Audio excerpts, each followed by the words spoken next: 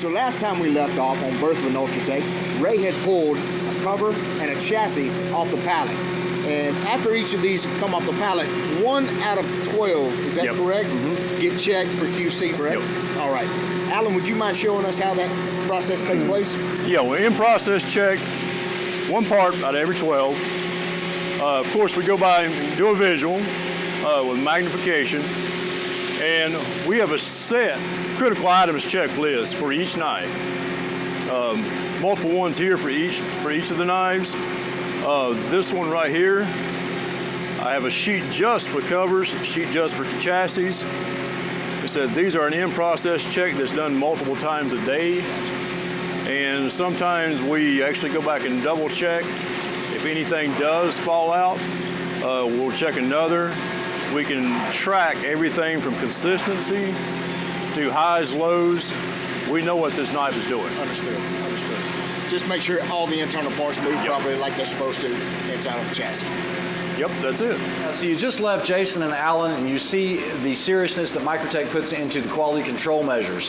We take it a step further by employing the use of a CMM machine, a coordinate measurement machine, and basically this is the state-of-the-art on touch probing for measuring every channel, every pocket depth, and that way we can determine if we have an issue so that it's not an issue coming on down the line. All right, guys, we just left Ray over at the CMM machine. We're over here in processing with Derek. Derek, how long have you been working for Microtech? About a year and a half. About a year and a half. Yes, sir. All right, Derek's going to explain to us what he does as far as hand burring these chassis once they come off the CNC machine. Well, basically when they come off the machine, we've got to make sure the screw holes are cleared out for any burrs or any kind of slag parts.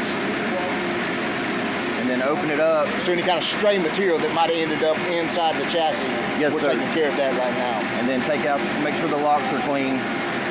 Dull down these edges here so they're not so sharp. So you guys hand deburr every chassis that comes off the CNC? Yes, sir. Okay, awesome. All right, guys, let's go over to tumble and see what's happening. Now, so after every chassis is hand deburred, what it has to do then is go into tumbling media. So depending on what we are tumbling, we'll have media like this or like this. Okay, a lot of this is ceramic, and it really depends on what we're tumbling, whether it's blades or whether it's chassis, but basically we want to get all the edges nice and smooth, then we'll get them cleaned up and then ship them off to coating.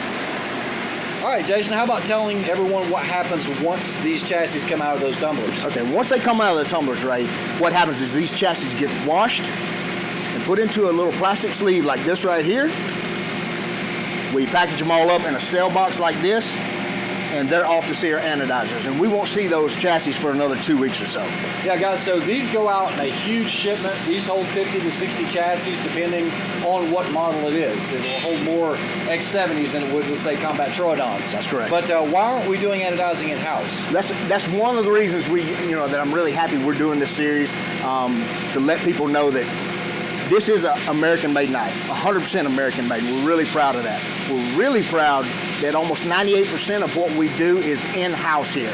Unfortunately, our coatings are not one of those things, but we may be alleviating that little issue here pretty short. But the coatings are done here in the USA. United States, Everything, using USA company. Everything about this knife is American-made. Outstanding, outstanding. All right, I hope you enjoyed that.